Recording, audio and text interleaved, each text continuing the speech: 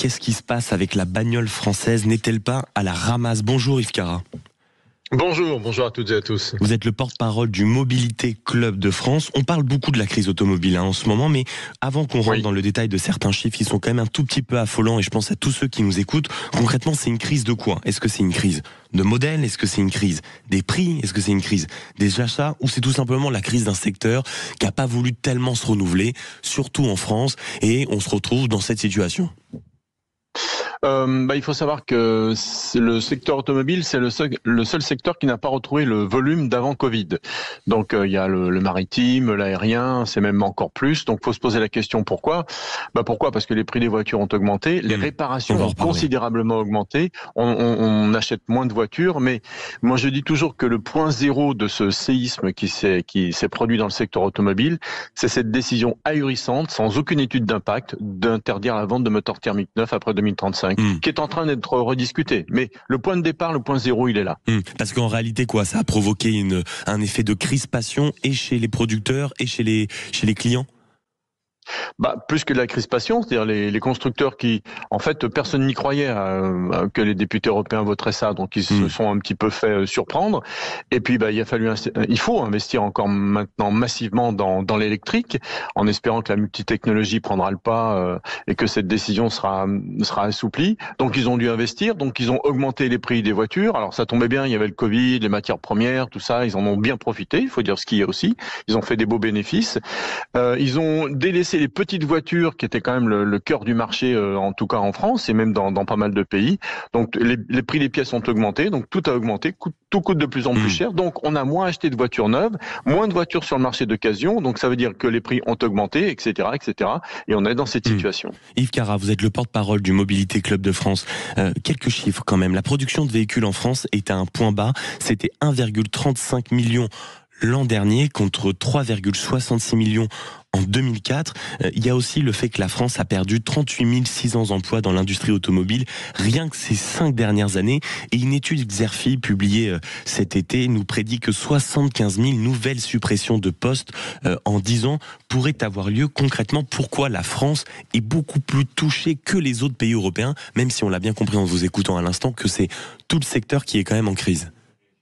Oui, puis parce qu'on est le pays, presque le pays au monde, avec l'Amérique, avec les Japonais qui construisent des voitures, Renault, Peugeot, Citroën, le groupe Stellantis maintenant, l'Europe, mais surtout la France. Vous savez, je dis toujours, pour avoir cette idée, en France, on a 20% de tout le réseau routier européen. 20%, on a plus d'1 million 100 000 kilomètres de route. Donc voilà, on a cette culture, et donc les constructeurs souffrent, les équipementiers souffrent, et tous les fournisseurs autour. Donc on fait perdre.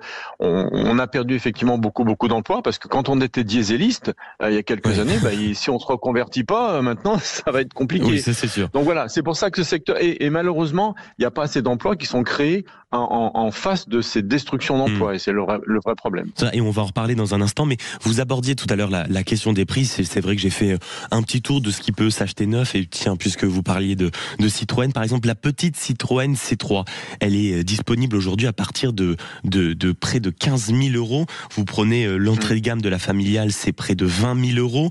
En réalité, c'est totalement inaccessible. Est-ce qu'il n'y a pas non plus quand même une petite responsabilité à aller imputer quand même aux constructeurs et aux vendeurs quand on voit le prix aujourd'hui de telles voitures, et on le sait avec parfois des options qui ne sont pas nécessaires, qui correspondent à des normes, etc. Mais est-ce que franchement, c'est absolument monstrueux de penser à 15 000 euros pour une première voiture, on va dire, classique? Oui, alors les prix ont augmenté en moyenne en 5-6 ans de près de 30% sur la plupart des modèles. Non, mais c'est et donc inaudible, j'en reviens aussi. Oui, c'est beaucoup parce que à la limite si les salaires avaient suivi, on dirait non, mais même si à la limite, mais malheureusement c'est pas le cas, vous voyez. Oui, c'est ça. Et puis enfin, je veux dire, c'est loin de moi l'idée de dénigrer une marque, mais quand on pense que le prix de base, c'est prix aujourd'hui de 15 000 euros pour une petite voiture. Je pense à l'étudiant qui veut se payer une première voiture ou aux jeunes en emploi qui pense et qui n'a pas le choix que d'avoir une voiture, par exemple un commercial ou un jeune homme en école de commerce. Bon, en réalité, c'est un peu caricatural, mais pour une première voiture, c'est devenu un luxe, en réalité, la bagnole. Alors, non, il faut bien savoir que l'âge moyen en France des personnes qui achètent des voitures neuves, je parle des particuliers, pas des entreprises évidemment, c'est 57 ans. Donc on oublie les jeunes, on oublie tout ça. 57 ans, d'accord.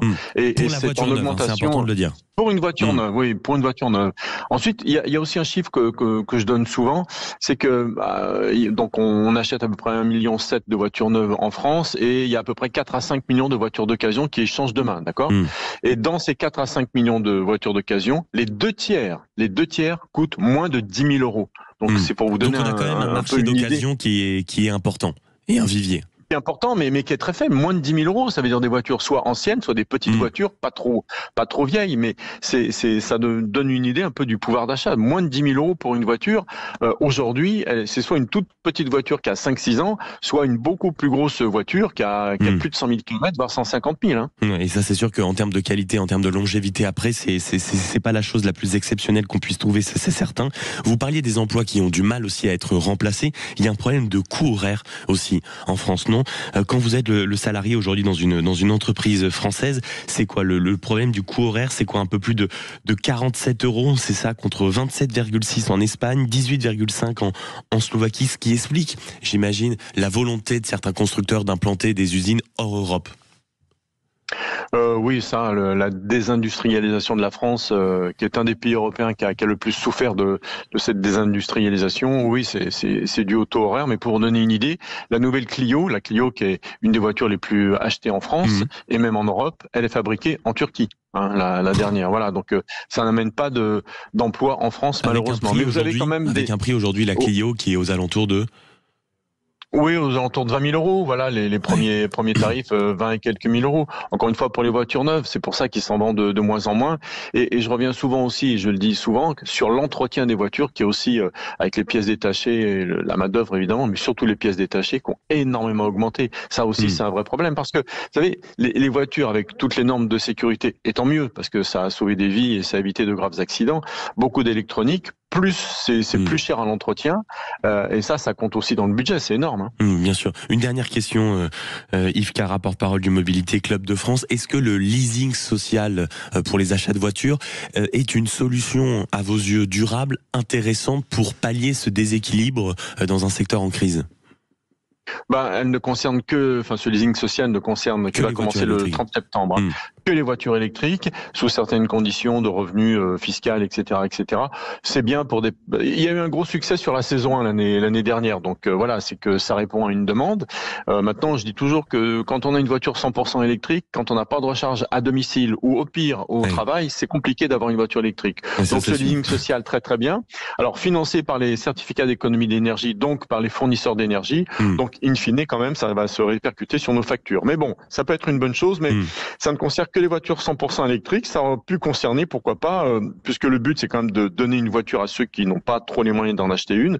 Peut-être les voitures hybrides, d'occasion ou rechargeables. Ça aurait été pas mal. Élargir peut-être un peu le panier. Merci beaucoup. Oui, ça aurait été pas mal. Merci beaucoup d'avoir été avec nous, porte-parole du Mobility Club de France.